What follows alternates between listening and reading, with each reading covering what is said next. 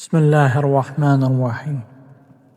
Ailə İslam nəzərində yalnız dünyəvi bir ocaq deyil, həm də axirət dəyərinə sahib müqəddəs bir nemətdir.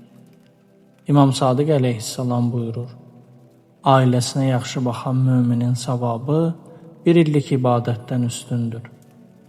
Bu hədis bizə göstərir ki, müminin evində ailəsinə göstərdiyi hər bir diqqət, sevgi ilə danışmaq, ruzisini halal yolla təmin etmək, uşaqlarına qayğı göstərmək, həyat yoldaşına hörmət etmək sadəcə dünyəvi bir məsuliyyət deyil, Allah yanında böyük ibadət sayılır.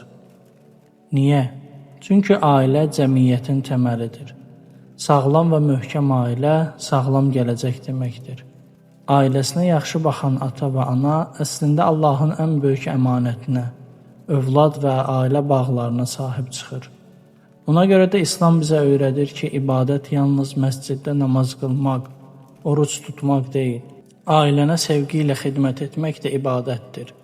Həm də bir illik ibadətdən üstün savablı.